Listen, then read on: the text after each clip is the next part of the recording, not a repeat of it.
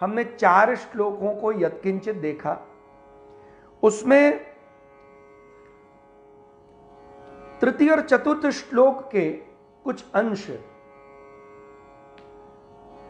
चिंतनीय है, जिसको हमने आज देखने के लिए विचार किया था कि सेवक तो हैं, पर सेवक का स्वरूप क्या, सेवक का धर्म क्या और सेवक के कर्तव्य क्या, सेवक होना कैसा चाहिए।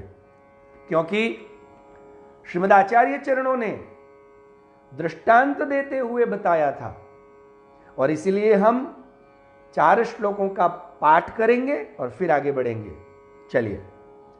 अंतःकरणमदवाक्यं सावधानतया शृणु, कृष्णात् परं नास्ति दैवं वस्तुतो दोषवर्जितम्। चाण्डाली चेद् राजपत्नी जाता राज्ञा च मानिता, कदाचिदपमानेऽपि मूलतः का क्षतिर्भवेत्। समर्पणादहं पूर्वम् उत्तमः किं सदा स्थितः, काममाधमता भाव्या पश्चात्तापो यतो भवेत्। अब यहां से हमने समझने के लिए सामान्य अर्थ देखे थे, यहां से अत्यधिक कुछ डीप अर्थों को श्री पुरुषोत्तम जी की टीका के आधार पर, अब तक हम श्री गोकुलनाथ जी की टीका का आधार लेकर चल रहे हैं। श्री गोकुलनाथ जी के साथ साथ आज से हम श्री पुरुषोत्तम जी की टीका का आधार भी लेकर के आगे बढ़ेंगे, क्योंकि इस विषय पर श्री पुरुषोत्तमाचार्य चरण का स्वतंत्र लेख भी द्रष्टव्य है।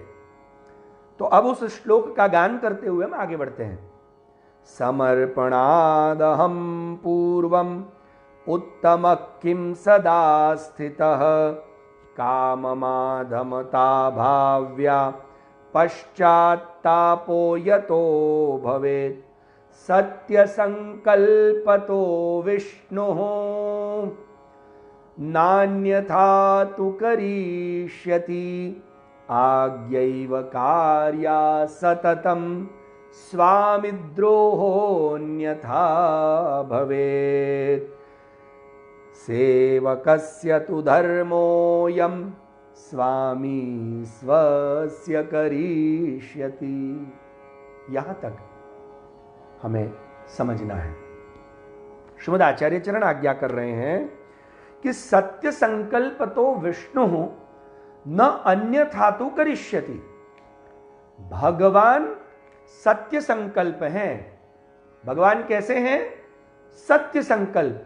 सत्य संकल्प का मतलब हमने कल सूक्ष्म रूप में देखा कि भगवान जो संकल्प मन में करते हैं वह सत्य करते हैं। अर्थात भगवान अपनी इच्छा मात्र को भी पूर्ण करते हैं, और उसका अगर गूढ़ अर्थ लिया जाए तो भगवान अपनी इच्छा से ही करते हैं। याद रखिएगा, जिस बात को नवरत्न ग्रंथ में श्रीमद आचार्य चरण भी बताते हैं कि प्रभु सर्व समर्थो ही ततो निश्चिंतताम व्रजेत। ये चतुश्लोकी का वाक्य है, पर नवरत्न ग्रंथ में भगवान श्री वल्लभ आज्ञा करते हैं कि भगवान अपि पुष्टिस्थो न करिष्यति लौकिकिंच गतिम। भगवान पुष्टिस्थ हैं, इसलिए एक बात का विश्वास रखें, काममा दमता भाव्या पश्चात्तापो यतो भवेत्। इसका अगर विषय देखना हो तो यह है कि भगवान भी पुष्टिस्थ, वो पुष्टिस्थ हैं। न करिष्यति लौकिकिम च गतिम, आपकी लौकिक गति कभी नहीं करेंगे, ना ही आपको लौकिक में जाने देंगे। तो फिर चिंता क्यों कर रहे हो? किस बात का पश्चात्ताप कर रहे हो? और सत्य संकल्प तो विष्णु, विष्णु अर्थात परब्रह्म परमात्मा। यहां विष्णु कोई देवता के अर्थ में नहीं है, यह खास बता दूं आपको। अगर यहां यह शब्द का अर्थ आप ये समझ लें कि ये तो भगवान विष्णु की बात चल रही है, तो सत्य संकल्प तो विष्णु यहां व्यापकत्वेन, तो ये परब्रह्म परमात्मा श्री कृष्ण की ही बात है, इतना याद रखना।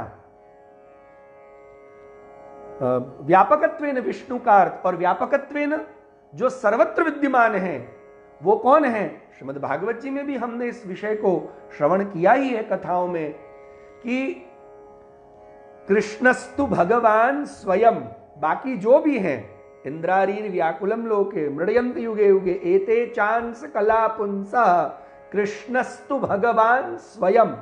तो ये जितने भी हैं एते च अंश कला, ये उनके कोई अंश अवतार है, कोई कला अवतार है। तो कोई कह सकता है कि हमने तो आज तक यही सुना है कि विष्णु के सारे अवतार हैं।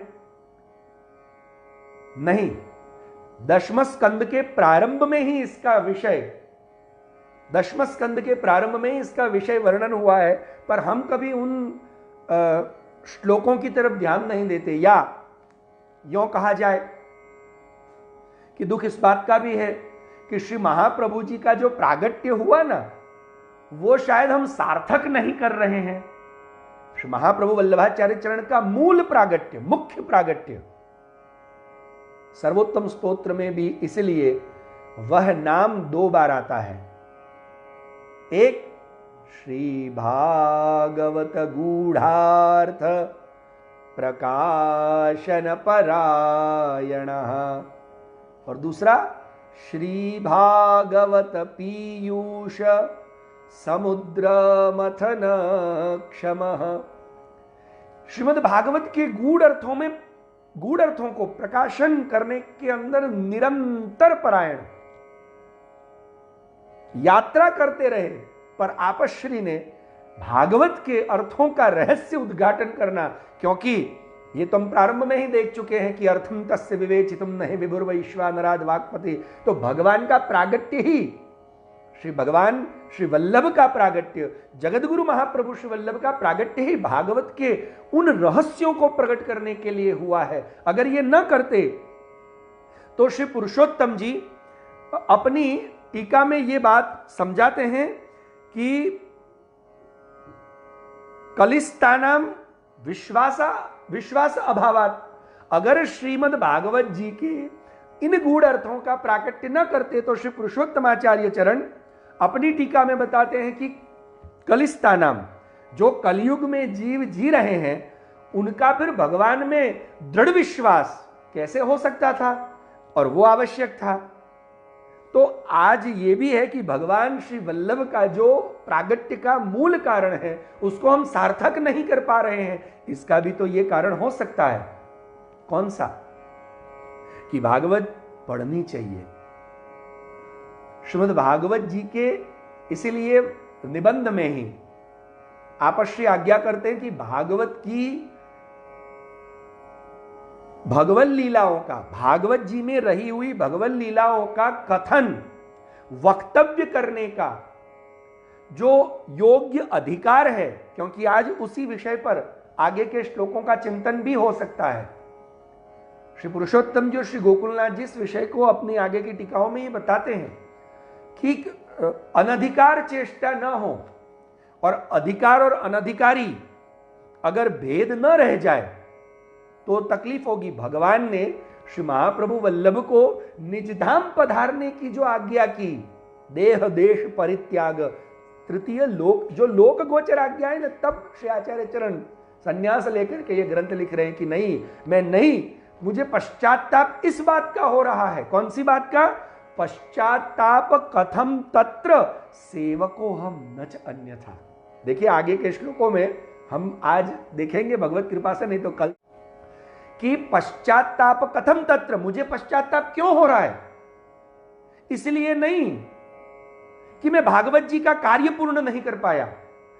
प्रथम स्कंद से लेकर तृतीय स्कंद तक सुबोधनी जी सूक्ष्म टीका करी, दशम स्कंद एकादश स्कंद पर, और फिर संन्यास ग्रहण करके भागवत जी का कार्य पूर्ण, और पूर्ण न भी होता, तीसरी आज्ञा करने के पहले भगवान ने संकेत दिए कि श्री महाप्रभु वल्लभाचार्य चरण श्रीमद् भागवत जी की जो सूक्ष्म टीका श्रीमती सुबोधिनी जी जो लिखवा रहे थे, तो लेखक की सेवा करने वाले जो सेवक थे माधव भट्ट काश्मीरी, आप लोगों ने 84 252 भगवतियों का चरित्र अध्ययन किया ही होगा।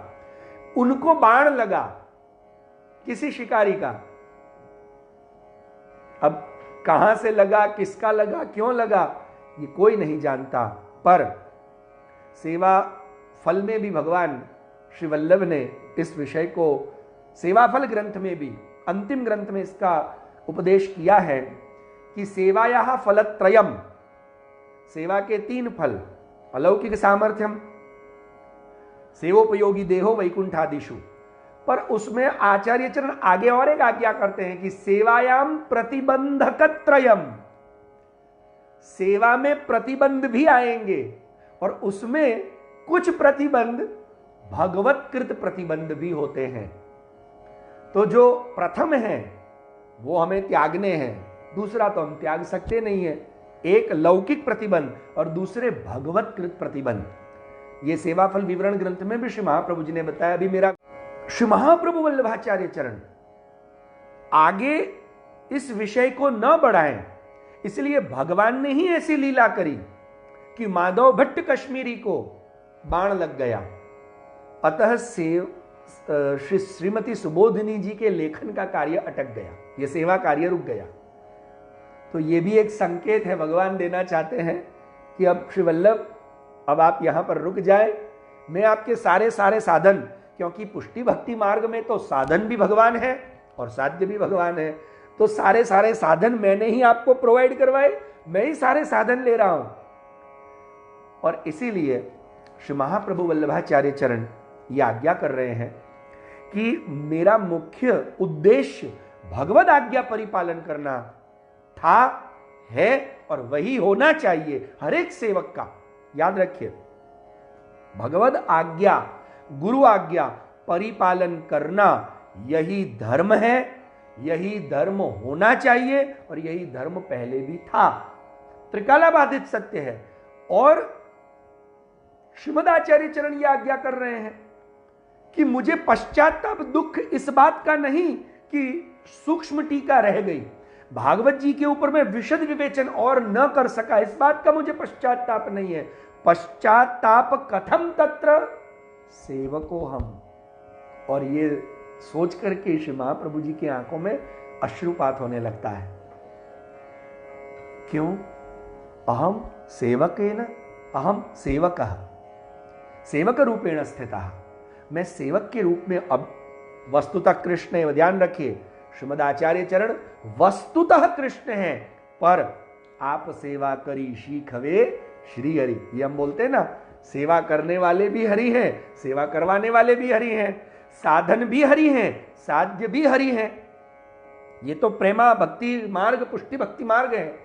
तो श्रीमद आचार्य चरण कह रहे हैं कि सेवक रूपेण स्थितो अहम, मैं अभी सेवक हूं, सेवको अहम न च अन्यथा। इसीलिए मुझे ये जो पश्चाताप हो रहा है वो अन्यथा तुम मत लेना, ये हमें उपदेश दे रहे हैं, अन्यथा तुम मत लेना। मुझे जो पश्चाताप हो रहा है वो इस बात का कि सेवक होने के बावजूद मैं क्यों उनकी आज्ञा न मान सका, ये मेरी गलती है, ये मुझे कहीं ना कहीं खचोट रही है कि सेवक रूपेण, सेवको हम, और सेवक का कार्य आज्ञा मानना है, और वो कहीं ना कहीं मैं मानने में, आपशी की 2 आज्ञा तो मैंने नहीं मानी ना, तृतीयो लोक गोचर, वो आज्ञा मान के, अब वो तो व्यवस्था ही, उसका विषय भी हम चर्चा करेंगे। तो श्रीमद आचार्य चरणों ने मूल प्रागट्य आपश्री का जिस कारण हुआ, और वो कारण क्या है, तो कि इस भूतल पर श्रीमद् भागवत के गूढ़ अर्थों का प्रकाशन करना, और मूल परब्रह्म पुरुषोत्तम, जिस बात का वर्णन व्यास जी भी प्रथम स्कंद में कर रहे हैं। व्यास जी ने श्रीमद् भागवत जी का फल क्या बताया? भले ही कुछ लोग ऐसा मानते हो कि भागवत का फल पितृ उद्धार होगा, भागवत का फल अन्यान्य कुछ भी होंगे, या स्वर्ग फल होगा, मोक्ष काम होगा, कुछ भी होगा, पर यह भागवत का मुख्य फल वेदव्यास जी बताते हैं। क्या बताते हैं? वेदव्यास जी ने कहा, यस्याम वै श्रूयमाणायाम कृष्णे परम पुरुषे भक्तिरुत्पद्यते पुंसाम शोकमोह भयापः। श्री वेदव्यास जी आज्ञा कर रहे हैं कि उन्होंने जब स्नान इत्यादि करके, ध्यान इत्यादि करके जब समाधि लगाई, क्योंकि श्रीमद् भागवत जी समाधि का ग्रंथ है, तो समाधि में उन्होंने क्या देखा? अपश्यत पुरुषम पूर्वम मायाम च तद उपाश्रयाम। माया को उनके आश्रय में देखा और उस अपश्यत पुरुषम, उस परम पुरुष, जिस पुरुष का वर्णन कुंता जी भी कर रही हैं अपनी स्तुति में नमस्ये पुरुषम करके, उस परम पुरुष, उसी परम पुरुष कौन? किसी के मन में प्रश्न हो सकता है कि परम पुरुष कौन? तो आपश्री ने, वेदव्यास जी ने अंत में कहा कि यस्याम वै श्रूयमाणायाम, ये भागवत जी जो ये सात्वतों की संहिता है, ये सात्वत संहिता का श्रवण करने से क्या फल होगा? यस्याम वै श्रूयमाणायाम, ये सुनने से, कृष्णे परम पुरुषे, परम पुरुष ऐसे कृष्ण में, भक्तिरुत्पद्यते पुंसाम, हर एक जीव मात्र को भक्ति की उत्पत्ति होगी। और वो भी कैसी भक्ति? शोक मोह भयापह, शोक रहित, मोह रहित और भय रहित। ऐसी अलौकिक प्रेमा भक्ति की प्राप्ति इस भागवत श्रवण से होगी। पर किससे होगी? जब वो भागवत के तत्व को जानता होगा। और इसीलिए निबंध ग्रंथ में श्री महाप्रभु वल्लभ ने भागवत के हीन प्रकार के वक्ता के भी लक्षण जो बताए कि कौन कथा करे।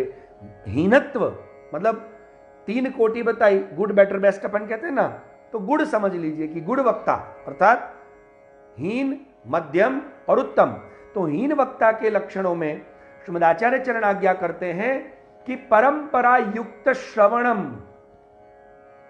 जिसने गुरु के पास बैठकर संप्रदाय की परंपरा युक्त श्रीमद् भागवत जी का अध्ययन, ये सारे विषयों का सूक्ष्म अध्ययन किया है, वो पहला लक्षण है। नहीं तो वो क्या बताएगा? क्योंकि दूसरा लक्षण है चातुर्यत्वम। तो चतुराई कौन सी? अगर हम चित्स्वामी जी के, कुंभन दास जी के शब्दों में अगर देखें तो चित स्वामी जी कहते हैं, चतुराईता की साची, चतुराईता की साची, जे वल्लभ नंदन चरण भजे। जिसने श्री वल्लभ नंदन श्री विठ्ठल अर्थात परम पुरुष पुरुषोत्तम श्री कृष्ण के चरणार विंदों की, गुरुजनों की सेवा कर ली, यही तो चतुरत्व है। कि और यहां पर चातुर्यत्व का अर्थ क्या है? कि जो हर एक अक्षर में से, शब्द में से भागवत जी के कृष्ण का अर्थ, प्रभु के परत्वे अर्थ प्रकट करे। पर यह अध्ययन से होगा। और इसीलिए श्री पुरुषोत्तमाचार्य चरण अपनी टीका में आज्ञा करते हैं कि कलिस्ता नाम विश्वास अभावात। अगर मैं ऐसा टीका नहीं करता हूं, श्री महाप्रभु जी के मन में यह विचार आता है कि अगर मैं ऐसा टीका नहीं करता हूं सूक्ष्म, तो कहीं ना कहीं ये जो कलयुगी जीव हैं उनको भगवान की भक्ति करने में विश्वास कैसे होगा? इसलिए गूढ़ अर्थ प्रकट करने आवश्यक है। पर फिर भी अब जो तृतीय आज्ञा हुई लोक गोचर, पहली 2 आज्ञाएं कौन कौन सी थी? तो कि देह त्याग और देश त्याग। तो देह त्याग की आज्ञा से श्री महाप्रभु वल्लभाचार्य चरण अपने मन में विचार कर रहे हैं कि अगर मैं देह त्याग कर देता हूं, तो देह त्याग करने से श्री पुरुषोत्तमाचार्य चरण अपनी टीका में इस विषय का बड़ा सुंदर उल्लेख करते हैं कि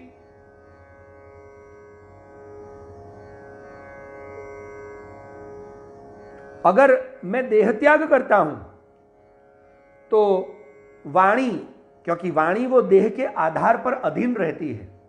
देह त्याग के पश्चात वाणी प्रकट हो नहीं सकती। तो मैं अगर देह त्याग कर देता हूं तो वाणी कैसे प्रकट होगी?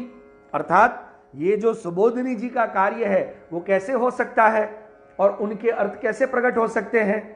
और इसीलिए मैं देह त्याग न करते, आपश्री की आज्ञा का पालन करते हुए तृतीय स्कंद से लेकर श्रीमद् भागवत जी का जो रहस्य हृदय है, पूरे श्रीमद् भागवत जी वो साक्षात वांग्मय कृष्ण स्वरूप ही है। अर्थात मैंने आज्ञा त्यागी नहीं है, मैंने उनकी सेवा ही की है।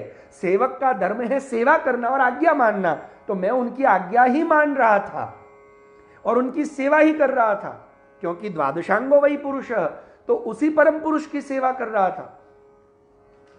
और इसीलिए मैंने तुरंत ही तृतीय स्कंद से लेकर दशम स्कंद पर, जैसे कहते हैं ना, छलांग लगाकर दशम स्कंद पर सूक्ष्म टीका करी।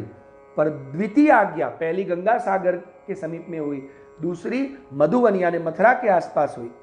तो वहां मधुवन में यत्र सन्निहितो हरि, जहां नित्य भगवान का निवास है, मधुवन वो ऐसा स्थान है। और इसीलिए मथुरा मोक्षदायिनी नगरी भी है। तो श्री महाप्रभु वल्लभ आज्ञा कर रहे हैं कि द्वितीय आज्ञा वो देश त्याग की हुई कि अब ये देश छोड़ दो। अगर मैं देश छोड़ देता हूं तो कितनी सुंदर बात टीकाकार अपने इस ग्रंथ में बताते हैं कि अगर मैं देश छोड़ दूं तो ये भारत देश ही ऐसा है, या अभी मैं जहां मधुवन इत्यादि ब्रजभूमि इत्यादि जिन भगवद लीला स्थलियों में विचरण कर रहा हूं, उन देशों के जैसा देश और तो कहीं प्राप्त होगा नहीं। तो अगर ये देश छोड़ दूं तो दूसरे देश में, देश माने जग्या, याद रखजो वाला वैष्णव, देश नो मतलब भारत ने, अमेरिका ने, लंडन एवं ज नहीं समझी लेता। नहीं, कुछ लोग समझेंगे देश का मतलब तो कंट्री होता है, क्योंकि आजकल हम अंग्रेजी से अत्यंत प्रभावित हो चुके हैं, इसलिए उसी से अर्थ करते हैं। पर देश का अर्थ है अब ये स्थान छोड़ दीजिए आप। तो पहले देह छोड़ो फिर स्थान छोड़ो। तो श्री आचार्य चरण आज्ञा कर रहे हैं कि दूसरे देश भगवद प्रदेश जैसे होंगे नहीं, वहां भगवत लीलाओं की स्फूर्ति और उस स्फूर्ति से भगवद सेवा के, भगवद सुखार्थ विचार आना संभव नहीं है। दूसरे जैसी संगत करोगे वैसे विचार आएंगे। और ये बात तो आपश्री सिद्धांत रहस्य में भी बता चुके हैं कि 5 प्रकार के दोष हैं। कौन कौन से? सहजा, देशोत्था, कालोत्था, मतलब देश कालोत्था। तो देशोत्था और कालोत्था दोष तो है, कैसी जगह पे निवास कर रहे हैं। कहते हैं ना भाई, या तो वास्तुनो दोष छा, धरतीनो प्रभाव छे। हम कहते हैं ना ये धरती का प्रभाव है, तो वो धरती माने जगह। तो श्री आचार्य चरण ये अपना एक पक्ष रख रहे हैं कि दूसरी देश त्याग की आज्ञा हुई। तो देश त्याग की आज्ञा में मेरे द्वारा यह विचार आया कि अगर मैं देश त्याग करता हूं तो दूसरे देश भगवद भावयुक्त होंगे, ये जरूरी नहीं, और नहीं होंगे तो वहां रहने से भगवत सुखार्थ, भगवत लीलार्थ विचार प्राप्त हो और लेखन कार्य हो। ये नहीं होगा तो उसमें भी लेखन कार्य अटक जाएगा। पर जब तृतीय आज्ञा हुई, कौन सी? लोक गोचर, अर्थात ध्यान से समझिए। अब इसको देह देश का मतलब, देह छोड़ना माने ये देह और देश माने जगह, ये तो हमने सामान्य अर्थ करे। पर ये सामान्य अर्थों में ये रूढ़ अर्थ के कहे जाते हैं संस्कृत में, और संस्कृत में कुछ योगार्थ भी होते हैं। तो योग से देह धातु, देह के लिए जो देह धातु होती है वो उपचय के अर्थ में है, और दिश धातु है वो अतिसर्जन के अर्थ में है।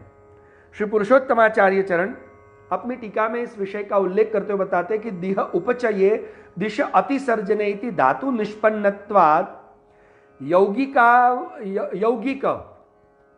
यौगिक एतौ द्वौ अर्थौ। तो ये दोनों शब्द यौगिक अर्थ से हम अर्थ कर रहे हैं। इसका अर्थ क्या होता है? का अर्थ होता है अधिकता। उपचय माने बाहुल्यता, अधिकता। और दिश अतिसर्जने, मतलब अतिसर्जन करना और अधिक दान कर देना। याद रखिए, देह और देश त्याग, ये दोनों आज्ञा भी जो श्री ठाकुर जी की थी वो भी मैंने मानी ही है। ये आज्ञा कर रहे हैं श्री महाप्रभु वल्लभाचार्य चरण अंतःकरण ग्रंथ प्रबोध में। कितनी सूक्ष्म बात है, क्योंकि यहां विषय यह भी विचार में आता है, जो वस्तुतः कृष्ण है, साक्षात कृष्ण है, वो क्या गलती कर सकते हैं? उनसे भूल हो सकती है, ये मानना ही अपराध है। वो कभी भूल नहीं कर सकते, वो कभी गलती नहीं कर सकते, और उनसे कोई अपराध हो ये तो कदापि संभव नहीं है। ध्यान से समझना इस बात को। हमें श्री आचार्य चरणों की, भगवान गुरुदेव की कोई कृति समझ नहीं आती है तो उसमें हमारी समझ की कमी है। मुझे आज भी याद है, हमारे पूज्य गुरुवर्य श्री चंद्रगोपाल जी महाराज श्री बहुत वर्षों पूर्व, जब मैं उनके पास अध्ययन के लिए उनके घर में 5-5.5 साल रहा, तब कोई विषय चल रहा था और कुछ अध्ययन करा रहे थे। उस समय पूजनीय श्री इंदिरा जी भी विराजमान थे, और उस वक्त ये विषय चला, तभी ये आप श्री ने समझाया था कि कृष्ण का रस कैसा। तो श्री महाप्रभु वल्लभाचार्य चरण ने सुबोधिनी जी में, क्योंकि आचार्य चरण बहुत मितभाषी, कम शब्दों में बहुत गहरे अर्थ प्रकट करते थे, इसलिए कारिकाएं, सूत्रात्मक बातें, और उन्हीं सूत्रों में आपश्री ने यह कह दिया कि वो रस कैसा है, तो क्या निर्बीज दाड़िमवत। अब वो आनंद रूपी रस निर्बीज दाड़िम, अब ये हम मान कैसे सकते हैं, क्योंकि हमने आज तक ऐसी बीज रहित दाड़िम, दाड़िम माने अनार है, देखी है? नहीं देखी। हमारी जो हिंदुस्तान में दाड़म आती है वो लाल होती है, पर खाने के बाद उसमें सफेद बीज भी होता है, चबाना पड़ता है ना। तो श्री महाप्रभु जी ने लिखा तो क्या गलत लिखा? नहीं, कभी नहीं। उस वक्त हमारे गुरुवर्य ने हमें यह समझाया कि अगर गुरुजनों की कोई बात, आचार्यों की कोई बात, भगवान की आज्ञा अगर हमें समझ नहीं आ रही है तो यह मत सोचना कि उन्होंने ऐसे ही गलती कर दी होगी या ऐसे ही बोल दिया होगा। नहीं, हमारी समझ में कमी है, हमें समझ नहीं आ रहा, उसमें हमारी समझ की कमी है। और उस वक्त ये जब चर्चा चली तब पूजनीय श्री इंदिरा जी ने यह कहा कि हां बाबा साहब, बहुत सही बात है, ये निर्बीज दाड़िम होती है, और वो बहरीन में मैंने एक बार अपने ठाकुर जी को अरोगाई थी, और तब हम सब इतने प्रसन्न हुए, हमारे तो रोंगटे खड़े हो गए कि वाह है, कितने वर्ष। अब हम तो कभी गए नहीं बहरीन, उस वक्त तो हमें पता नहीं था, मैं तो बहुत छोटा था। तब हमारे गुरुवर्य ने कहा, देखा श्री महाप्रभु जी को कोई वहां का सेवक यहां आया होगा, व्यापार के लिए गया होगा, और ठाकुर जी के अंदर ये दाढ़ी समर्पित की होगी, और श्री महाप्रभु जी ने देखते ही, पर श्री महाप्रभु जी की दृष्टि कैसी है। अब ऐसी दृष्टि वाले हमारे आचार्य, उनकी क्या सकती है, भूल हो सकती है, जिन्होंने दाढ़ी बीज रहित देखी और उसमें भी उनको कृष्ण का रस दिखाई देता है, कृष्ण का प्रेम आनंद दिखाई देता है, अपराध है दृष्टि में सर्वत्र कृष्ण, ऐसा सर्वात्म भाव जो गोपिकाओं में विराजमान है। अब बताइए, तो उनको कहां पश्चाताप हो सकता है? इसीलिए पुनः कह रहा हूं, ये अंतःकरण प्रबोध ग्रंथ के आचार्य चरण हमारे लिए, हमारे अंतःकरण को प्रबोधन कर रहे हैं। मैं मत समझना कि मैंने आज्ञाओं का उल्लंघन किया है, ध्यान रखना। और इसीलिए भगवान के और गुरु के स्वरूप को भी समझना आवश्यक है। श्री आचार्य चरण ने जो बात कहीं नहीं समझ में आ रही, तो देखिए वो आपश्री ने अपने निबंध आदि ग्रंथों में भी इस बात को अलग से समझाया है। यस्य वा भगवत कार्यम, जो अभी मैंने बात कही, यदा स्पष्टम न दृश्यते तदा विनिग्रहस्तस्य कर्तव्य इति निश्चय। अर्थात यस्य वा भगवत कार्यम, भगवान का कोई कार्य हमें समझ में नहीं आ रहा, गुरु की कोई बात हमें समझ में नहीं आ रही, और या तो स्पष्ट नहीं हो पा रहा है, तो उसको गलत मान मत लेना, उनकी गलती मत मानना, पर तदा विनिग्रहस्तस्य कर्तव्य इति निश्चय, वो हमारा मात्र कर्तव्य उनकी आज्ञा का पालन करना। वो भले हमको लग रहा है कि यार ऐसी आज्ञा क्यों करी होगी। जैसे एक बार गीत गोविंदकार जयदेव जी को भगवान श्री कृष्ण ने आज्ञा करी। जयदेव जी नित्य भगवान को सुंदर सुंदर पदों का गान श्रवण कराते थे, और हमारे कन्हैया भी ऐसे आकर के बैठ जाते थे और श्रवण करते। एक दिन कन्हैया ऐसे बैठे, मतलब कोई रिएक्शन नहीं, ऐसा मुंह बनाया है। तो जयदेव जी ने पूछा, क्या बात है प्रभु, आज आपको क्या मेरे पद, ये मेरे सुंदर गान अच्छे नहीं लग रहे? बोले नहीं, आज मेरा मन ही नहीं है। आपका मन नहीं है तो बंद बोलो, आपका मन क्या है? अब देखो, यस्य वा भगवत कार्यम यदा स्पष्टम न दृश्यते, भगवान का कोई कार्य या भगवान की आज्ञा या गुरु का कार्य या गुरु की आज्ञा अगर हमारी समझ में स्पष्टता से नहीं हो रहा है, तो हमारे मन को वहां से हटा करके हमारा कर्तव्य एक ही है, मात्र उनकी आज्ञा का पालन। और वो करा। जयदेव जी ने पूछा, बोलिए प्रभु, तो फिर आपका मन क्या हो रहा है? बोले मेरा मन तो हो रहा है कि तू एकदम चीखे, चिल्लाए, और तेरी चीख भी दर्द भरी होनी चाहिए। कैसी होनी चाहिए? એટલે તું બૂમો પાડે, બરાડા પાડે, ચીસો પાડે, અને ચીસો એવી પાડે કે તને બહુ દુખાવો થતો હોય, અને દુખાવો ક્યારે થાય? જ્યારે તને કોઈ દંડે દંડે ધીબેડે।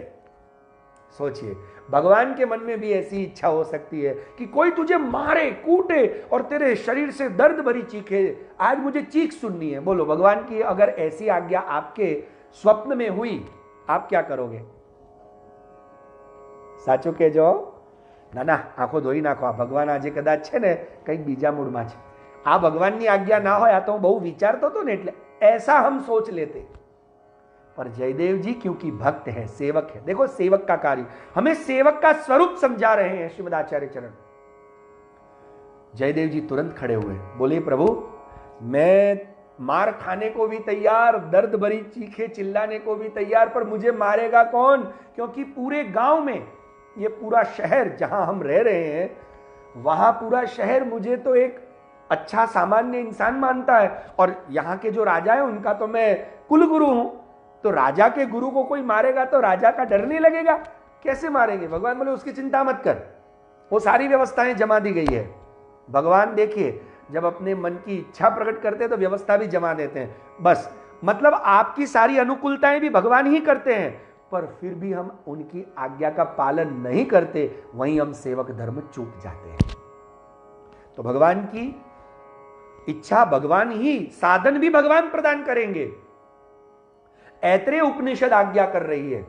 ऐत्रेय उपनिषद कहती है, यम हवेश उन्निशति तम हवेश साधु कर्म कारयति, यम हवेश अधो निनिशति तम हवेश असाधु कर्म कारयति।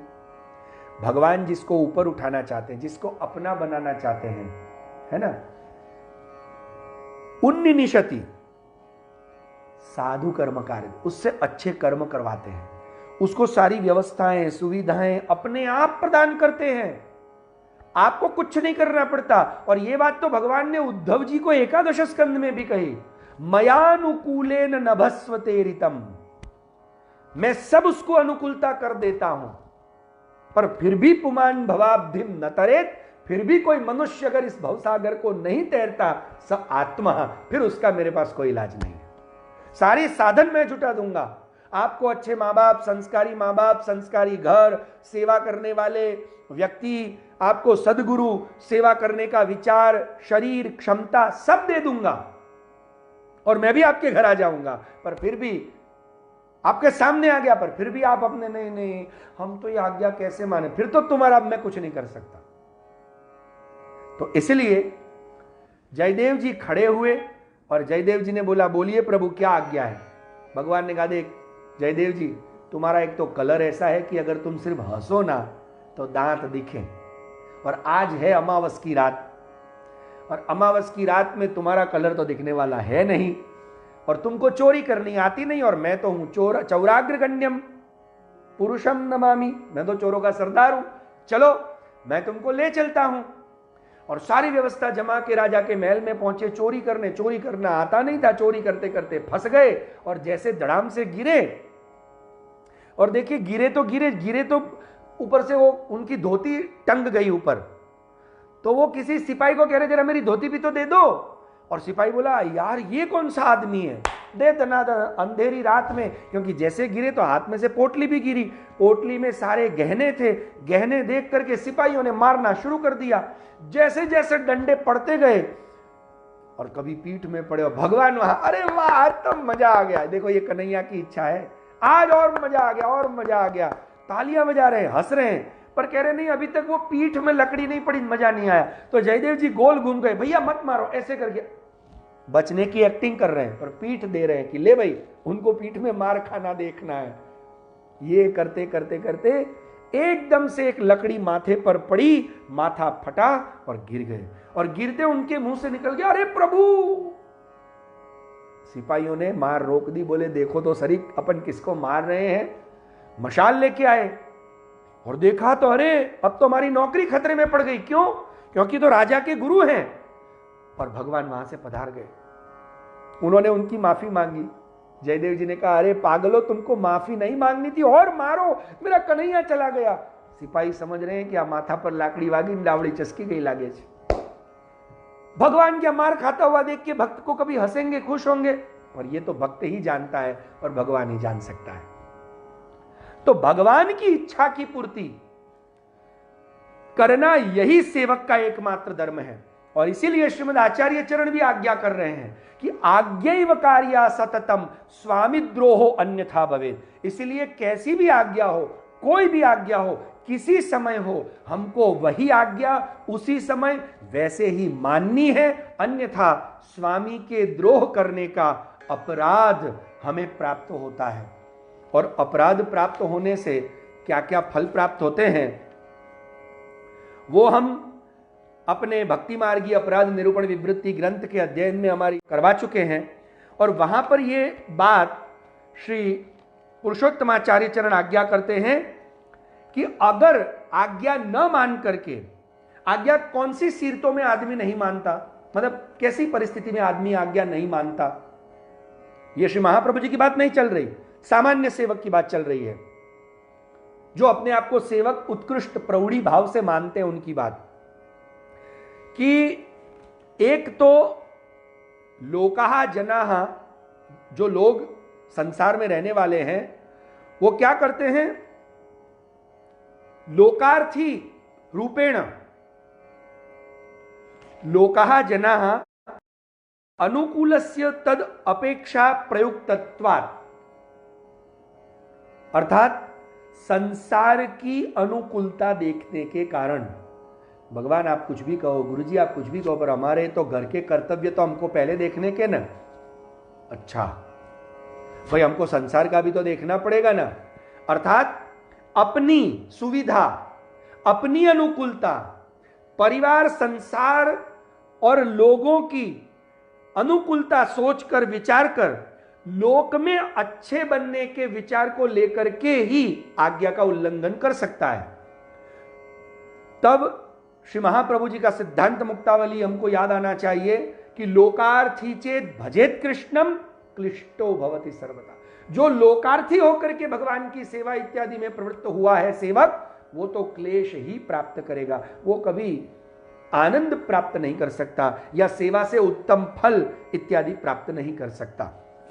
और दूसरा अविश्वासेन भजनम, और या तो आपको विश्वास ही दृढ़ न हो भगवान की आज्ञा में, भगवान के विषय में और अपने स्वरूप में, तब आप अपराध करते हैं भगवान की आज्ञा उल्लंघन करने का।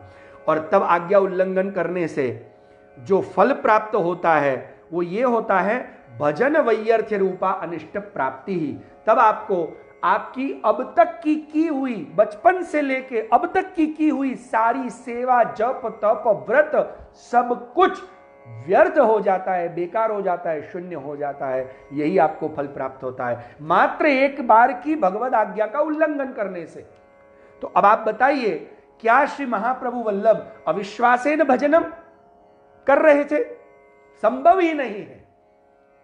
आपश्री तो सुबोधनी का कार्य ही विश्वास हो कलिस्तानम, इसलिए कर रहे थे कलयुग के जीवों को।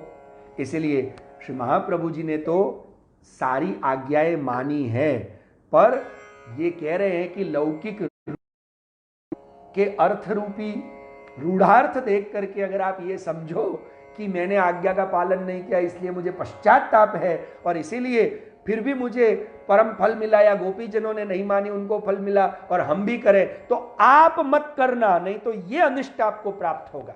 इसलिए सेवक का स्वरूप समझाया जा रहा है कि सेवकस्य तो धर्मोयम स्वामी स्वस्य करिष्यति।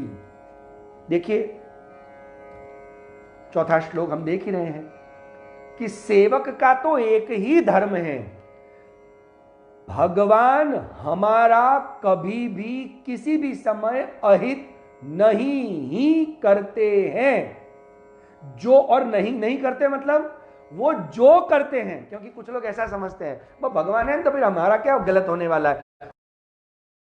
गलत माने क्या, वो भी मैं क्लियर कर दूं। हम ये मानते हैं कि हमारी दुकान अच्छी चल रही है मतलब भगवान की कृपा है, यही मानते हैं ना? सच बताना। और अगर दुकान बंद हो गई तो भगवान की कृपा ओછી થઈ गई ना, ये मत सोचना। जबकि भागवत जी तो ये कह रहा है कि भगवान स्वयं कह रहे हैं अपने मुख से, उद्धव जी से, बलिराजा से, कि यदायम अनुगृह्णामि हरिष्ये तद्धनम शनैः। जब मैं किसी पर कृपा करता हूं और किसी को अपना बनाता हूं, हरिष्ये तद्धनम शनैः, तब मैं उसका सारा धन धीरे धीरे छीन लेता हूं, सब कुछ उसको खाली कर देता हूं। बोलो, अब आप सोच रहे हो कि दुकान चले तो भगवान की कृपा, अब मुझे बताओ दुकान चले तो कृपा, दुकान बंद है कृपा?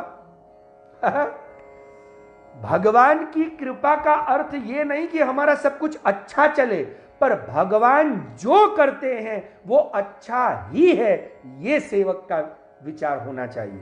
ध्यान से समझिए, ये श्रीमद आचार्य चरण बताना चाहते हैं कि सेवकस्य तु धर्मो अयम, यही सेवक का धर्म है।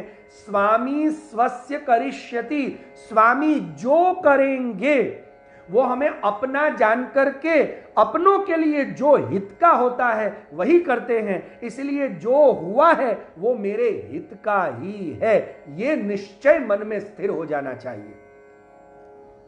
याद रखिए। और इतना ही नहीं, आपश्री ये भी कह रहे हैं कि अन्यथा भाव नहीं लाना है, शरणागति का भाव रखते हुए स्वामी सेवक के संबंध का भान हमारे मन में हो, उसका अभिमान ना हो, और अन्यथा भाव नहीं आना चाहिए। अन्यथा भाव यानी क्या, यह भी क्लियर कर दे।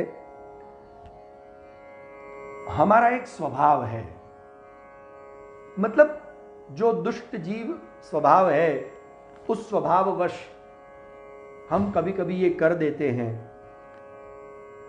कि, और देखा देखी भी करते हैं। इसलिए हमारे गुरुवर्य ने हमें यह भी समझाया और सिखाया है, देखा देखी नहीं करना। जैसे गोपीजनों ने किया तो गोपीजनों की देखा देखी नहीं करना, गोपीजनों ने भी ये किया। जैसे अपने दोषों का, अपनी अधमता का जो कुछ भी विषय विचारना है वो न विचार करके सारा दोष का आरोपण हम भगवान पर कर देते हैं। गोपीजनों ने भी यही किया ना, कि भगवान आप ऐसे हैं, आप ऐसा करते हैं, सारा दोषारोपण तो भगवान पर कर दिया। पर याद रखिए, गोपिकाओं के दृष्टांत से हमें अपने जीवन में उनकी देखा देखी नहीं करनी है, क्योंकि देखा देखी वो प्रौढ़ी का आचरण है। अर्थात हम ये मानने लग जाते हैं कि हम भी तो गोपियों की जैसे ही है ना, हम भी तो कृष्ण का प्रेम पाना चाहते हैं, तो जैसा गोपीजनों ने किया वैसा हम करें। पर हम अभी उनके चरणों की धूल के कण के बराबर भी प्रेम प्राप्त नहीं कर पाए हैं, या उस कक्षा में नहीं है। और कक्षा में आने के बाद भी किसी की देखा देखी, गोपीजनों की तरह उलाहना दे देना या गोपीजनों की तरह अपने दोष का टोपला, जैसे ध्रुव जी ने किया। इसलिए ध्रुव जी को भी भागवत जी बताता है कि उत्तम फल प्राप्त नहीं हुआ। क्यों? क्योंकि ध्रुव जी ने भी अपने दोष का टोपला अपने पे नहीं लेकर के देवताओं पर डाल दिया, दूसरों पर डाल दिया। याद रखिए कि मतिर विदुषिता देवई रसद्भी रसहिष्णु भी। आपने भागवत जी का श्रवण तो अच्छे से किया होगा कि जब ध्रुव जी को भगवान वरदान देकर के पधार गए और उन्हें याद आया, ओहो ये मैंने क्या कर दिया, अहो बत ममात्मानम मंद भाग्यस्य पश्यतम, ये मेरा मंद भाग्य देखो, साक्षात भगवान मिल गए और मैंने उनसे परम पद जैसी तुच्छ वस्तु मांग ली। और तब उनके मुखारविंद से ओहो अहो मतलब रो रहे कि मंद भाग्यस्य, मेरा मंद भाग्य तो देखो। पर फिर तुरंत उनको विचार आया, देखो ये स्वभाव हमारा ही है कि मतिर विदुषिता देवई रसद भी रसहिष्णु भी। वो असहिष्णु हैं, वो असद कर्म करने वाले हैं, इसलिए देवताओं ने शायद मेरी बुद्धि बिगाड़ दी होगी, वरना मैं ऐसा मांगने वाला नहीं। ये मैं बने का भाव है, वही प्रौढ़ी भाव है और वही अभिमान का भाव। हम दूसरों पे दोष डाल देते हैं, इसका स्वभाव है, इसका स्वभाव है हमको भगवान से दूर करने का। ये हमको भक्ति नहीं करने दे रहा, ये हमारे घर में हमारी पत्नी खराब है, हमारा पति खराब है, हम दूसरों पर दोष डाल देते। नहीं, कहीं ना कहीं कमी हम में है, इतना याद रखना।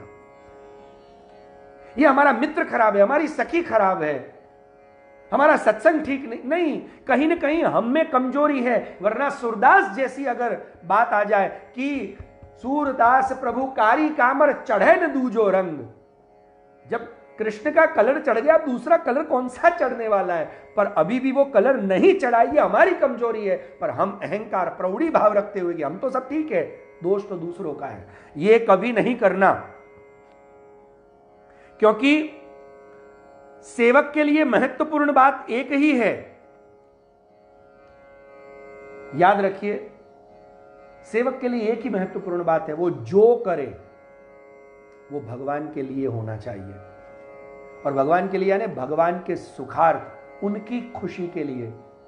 और यह बात भी एकादश स्कंद में भगवान समझा रहे हैं। कठोपनिषद के उस मंत्र का भाष्य ही है कि नायमात्मा प्रवचनेन लभ्यो न मेधया न बहुनाश्रितेन यमे वैश्य वृणते तेन लभ्य पर तस्यैष आत्मा विवृणुते तनुम स्वाम। इस श्रुति का भाष्य ही है वो। हम कई बार बोलते हैं, पर जो पूजा मार्ग में कभी ये श्लोक बोलते हैं तो हम उसके अलग रूप में उसको बोलते हैं। भागवत जी में इस रूपेण उसको कहा गया है कि कायेन वाचा मनसेन्द्रियैर्वा बुद्ध्यात्मना वा न्युसृत स्वभावात् करोति यद्यद, ध्यान से सुनना, करोमि नहीं, करोति यद्यद सकलम परस्मै नारायणाय इति समर्पय एतत्। ये श्लोक है, आप देखिए भागवत जी में। और उसका भाष्य श्रीमद आचार्य चरण भी कर रहे हैं कि यदा पुमान त्यक्त समस्त कर्मा निवेदितात्मा विचिकीर्षितों में। यह भागवत जी में भगवान स्वयं आज्ञा कर रहे हैं। यह उस श्रुति का भाष्य है कि यदा पुमान त्यक्त समस्त कर्मा, जब वह जीव पुमान त्यक्त समस्त कर्मा, सारे कर्म मेरे लिए छोड़े। मेरे लिए मतलब उसका उठना मेरे लिए हो, उसका जागना मेरे लिए हो, उसका विवाह करना मेरे लिए हो, उसका धन कमाना मेरे लिए हो, उसका रसोई बनाना मेरे लिए हो, उसका जागना मेरे लिए हो, उसका सो जाना भी मेरे लिए हो। अरे पुत्रे कृष्ण प्रिय रति, उसका संतानोत्पत्ति भी मेरे लिए हो। जैसे 252 वैष्णव की वार्ता में वो डोकरी की वार्ता आती है कि एक डोकरी के 2 बेटे थे और ठाकुर जी की सेवा करती थी और बड़ी प्रसन्न होती थी और बहुत निष्किंचन अकिंचन महावन में ब्रज में विराजमान थी। और अचानक उस डोकरी का एक बेटा मर गया, एक बेटा मर गया। तो वो डोकरी थोड़ी दुखी नहीं हुई, थोड़ी दुखी हुई, ज्यादा नहीं। मतलब वो कहते हैं ना एकदम मां है भाई 14 आंसुए रड़े। पर ऐसे नहीं रोई। ठीक, मर गया, कोई नहीं, उसको दुख हुआ, कष्ट हुआ, पर वो इतना नहीं रोई। लोगों ने कहा कैसी मां है, देखो बेटा मर गया तो भी उसको जरा भी मतलब दुख नहीं हो रहा।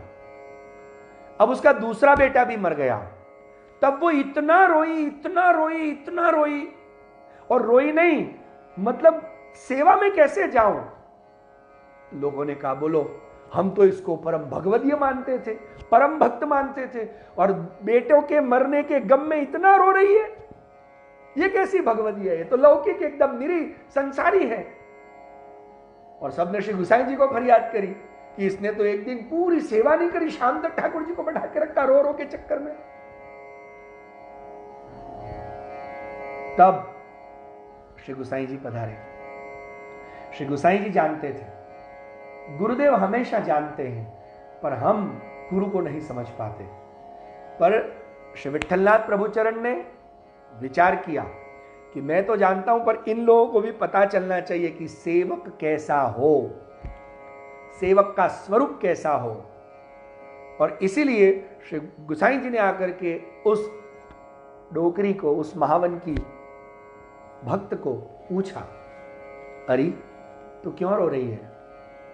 बेटे ही गए हैं ना, संसार के बेटे, तेरे बेटे ठाकुर जी की सेवा में होंगे, कहां जाएंगे?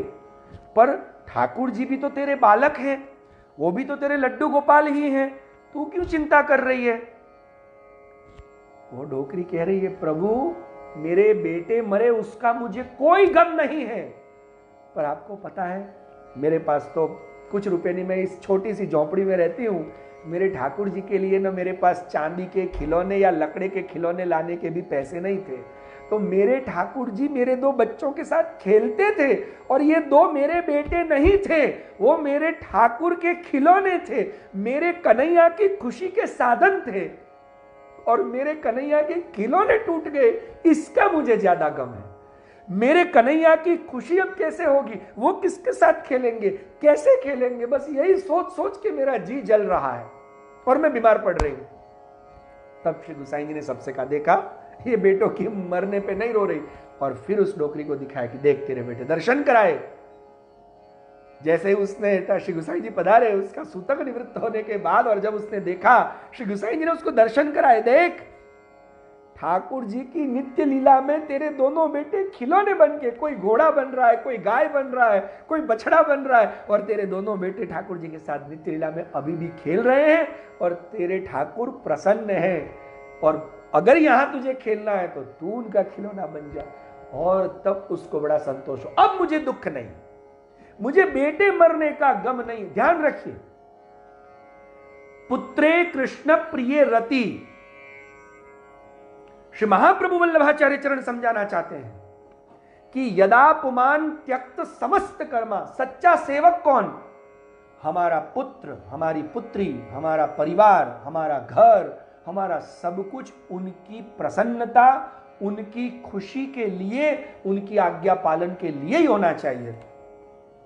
निवेदितात्मा विचिकीर्षितों में, और जो निवेदितात्मा है, बड़ा सुंदर शब्द यहां प्रयोग करते हैं कि निवेदितात्मा विचिकीर्षितों में,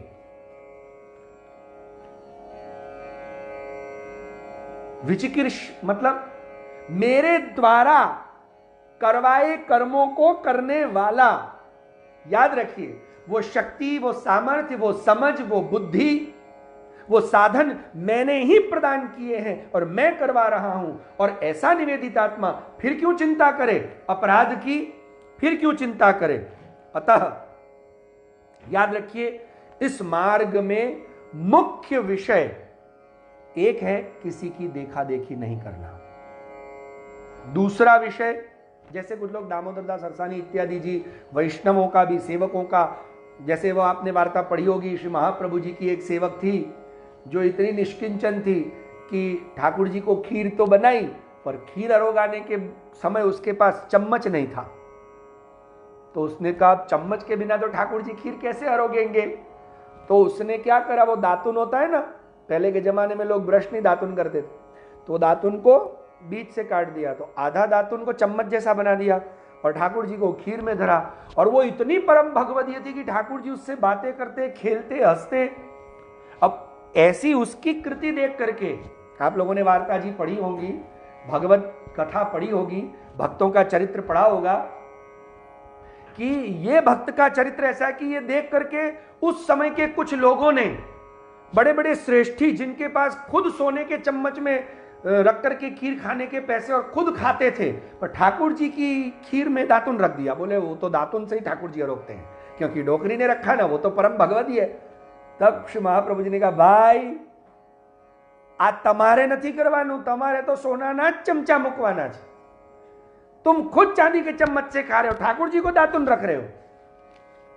मतलब ये कहां का प्रेम, मुझे तो प्रेम ही नहीं दिख रहा। श्री महाप्रभु जी हमें सेवक धर्म सिखा रहे हैं। नहीं, गलत, देखा देखी नहीं करना सेवक के धर्म में।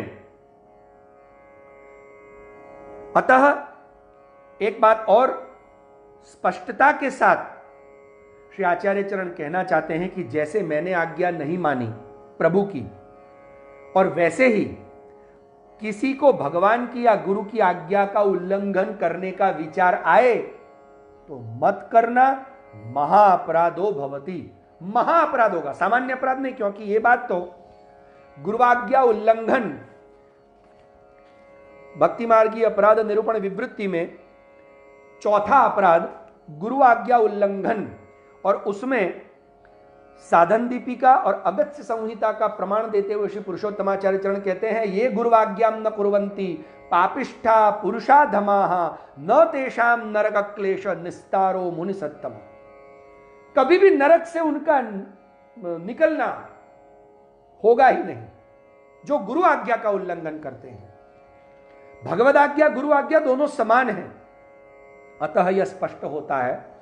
तो श्री महाप्रभु जी ने कहा कि फिर मुझे पश्चाताप क्यों हो रहा है? तो श्री महाप्रभु जी को गुरु आज्ञा या भगवद आज्ञा उल्लंघन करने का कोई पश्चाताप नहीं है। आज्ञा तो दोनों ही पालन की, क्योंकि हमने अभी देखा कि देह उपचय, मतलब उपचय का अर्थ है बाहुल्य, अर्थात भागवत जी का ज्यादा विस्तार मत करो, ये श्री भगवान की आज्ञा थी। तो वो मैंने मानी, तृतीय स्कंद से सीधा 10वें स्कंद पर छलांग मार दी। मैंने चतुर्थ से लेकर 9वें स्कंद तक नहीं की। ये श्री महाप्रभु जी कह रहे हैं कि एक आज्ञा मानी, दूसरी आज्ञा थी देश त्याग। देश त्याग मतलब दिश अतिसर्जन है। दिश धातु का अर्थ होता है अतिसर्जन। अब ज्यादा सर्जन करके ज्यादा गूढ़ अर्थ में जाकर के अत्यधिक दान मत दो, क्योंकि कोई अधिकारी नहीं होगा वो भी ये दान ले लेगा, तो अधिकारी और अनधिकारी में फिर फर्क क्या रह जाएगा? अधिकारी और अनधिकारी में फिर फर्क न रह जाएगा, और इसीलिए आपको यह अत्यधिक प्रदान नहीं करना है, यह बात बताई। क्योंकि अधिकारी और अनधिकारी दोनों अगर समान हो गए तो फिर कोई मतलब नहीं रहेगा। ये श्री आचार्य चरण समझाना चाहते हैं कि अधिकारी और अनधिकारी एक हो गए तो श्रीमद् भागवत जी के 11 स्कंद में दत्त भगवान के जो 24 गुरुओं की कथा आती है, उसमें सर्प गुरु, उन्होंने सर्प को भी गुरु बनाया था, उसका श्लोक अवटंकित करते हुए हमें समझाया गया कि एतद आचार्य निकेतस स्यात् अप्रमत्तो गुहाशय अलक्ष्यमाण आचार्य मुनिरेकोल्प भाषण। बहुत बोलना नहीं, एकांत में रहना, गुट बनाना नहीं, और सबको हर एक वस्तु प्रदान करना नहीं। नहीं तो क्या होगा? फिर अनधिकारी भी अधिकारी के जैसा व्यवहार करेगा और उसमें प्रौढ़ी भाव आएगा। मतलब जो लायक नहीं है वो भी ये विषय प्राप्त करके, अब लायक है नहीं पर विषय प्राप्त कर लिया, कहने के अधिकार वगरनु, योग्यता वगरनी वस्तु मળી જાય ને તો એની વેલ્યુ એને રહેતી નથી ને સાચવી શકતો નથી।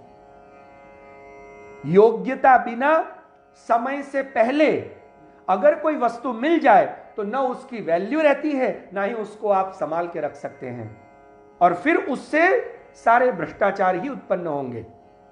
अब जब कोई व्यक्ति लायक ही नहीं है, उसको अगर आप देश का प्रधानमंत्री बना दो तो क्या करेगा? देश का तो फिर साहब दिवाला निकलेगा।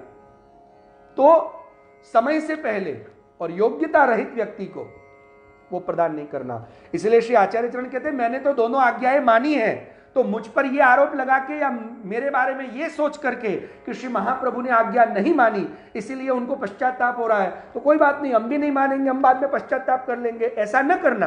क्योंकि मैंने तो दोनों आज्ञाएं मानी हैं, पर मुझे फिर भी यह हो रहा है कि भगवान को तीसरी आज्ञा करनी पड़ी, देह देश परित्याग और तृतीय लोक। जब तीसरी आज्ञा करी मतलब આપણે બે વાર કોઈને કહીએ ને, જેમ એક माँ कभी कभी कहती है ना, बेटा तू आगो रे, बेटा प्लीज थोड़ा दूर रहे, फिर भी बेटा ना माने, अरे आगो रे कयूं ने, अरे दूर हट, आप जोर से बोलोगे फिर भी नहीं माने ना, जा चूल्हे में पड़। तीसरी बार माँ ने कह दिया चूल्हे में पड़, धराम पड़, गुजराती में एम कहे कि जा कुआं में पड़, तो क्या वो बेटे को मरने की बात कह रहे? नहीं, उसके पीछे उसका आशय कुछ और है। वैसे ही श्री महाप्रभु अपने आप को सौभाग्यशाली मान रहे हैं, जिस बात को हम प्रथम दिवस श्री गोकुलनाथ जी की टीका के आधार पर जब हम देख रहे थे, तब हमने श्री गोकुलनाथ जी की टीका का मंगलाचरण जो देखा था कि दर्शयन स्वस्य सौभाग्यम, श्री महाप्रभु जी अपना सौभाग्य दिखा रहे हैं कि वाह, और अपना मतलब सिर्फ अपना ही नहीं, अपने जनों का, कि हमारा भी सौभाग्य है। देखो कौन सा, भगवान ने 2 आज्ञा करी, और 2 आज्ञा क्यों करी? जल्दी मेरे पास आओ, मतलब भगवान को मेरा विरह सहन नहीं हो रहा, और फिर भी श्री महाप्रभु जी को पश्चाताप किस बात का हो रहा है कि सेवक को मैं भूल गया कि मैं सेवक हूं, और सेवक का कार्य है भगवान को इंतजार करवाना नहीं, भगवान को क्लेश करवाना नहीं, भगवान को प्रसन्नता प्रदान करना, भगवान के समय पे, गुरु के समय पे खड़े हो जाना, यह सेवक का कार्य है। और मैंने क्या करा, उन्होंने 2 बार मुझे बुलाया आओ, और तीसरी बार तो भगवान अब जोरदार बरजे, मतलब बरस पड़े, बादल की तरह गरज पड़े, अब आ ही जाओ। और फिर श्री महाप्रभु जी ने नहीं, अब मतलब भगवान को कितना मेरा विरह, और मैं विरह करवाऊं? भगवान मुझसे मिलना चाहते हैं और मेरे मिलने से भगवान प्रसन्न हो रहे हैं, तो मैं ये सारे कार्य छोड़ करके भगवान की प्रसन्नता, ये सेवक का मुख्य कार्य है। ये बात बताने के लिए श्री आचार्य चरण ने क्या कहा कि सेवकस्य तु धर्मोयम स्वामी स्वस्य करिष्यति, सेवक का यही धर्म है कि जो स्वामी करे वही उनकी आज्ञा के प्रमाण करना।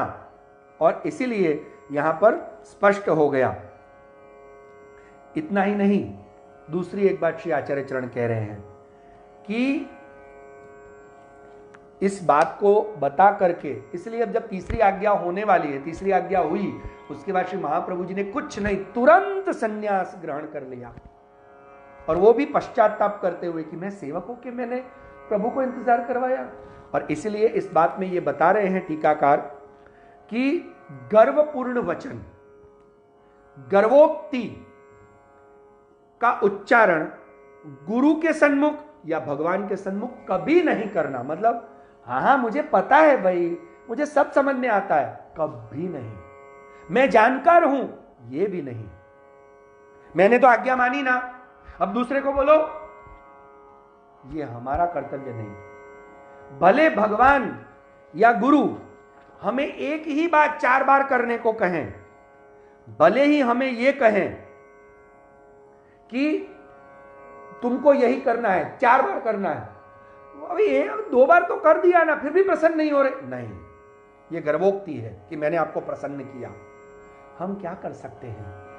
इसलिए सेवक का धर्म मात्र इतना है कि उनकी सुखाकारी देखना।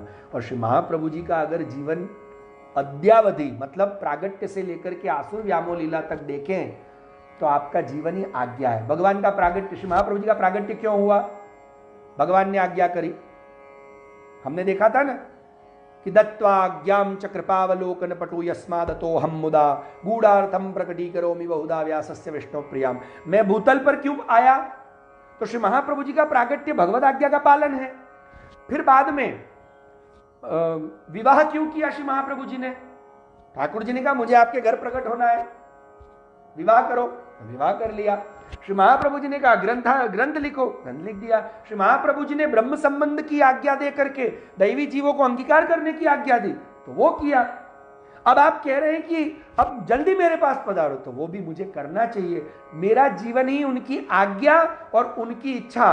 तो सेवक का एक ही लक्षण है कि गुरु और भगवान की आज्ञा और इच्छा पर अपना जीवन व्यतीत करना। जिस समय जैसी आज्ञा हो, जो आज्ञा हो, उसी समय उस आज्ञा को तुरंत मानना, गर्वोक्ति नहीं करना, न किसी की देखा देखी करना, और अपने सेवक पने का भान अपने मन में रखना।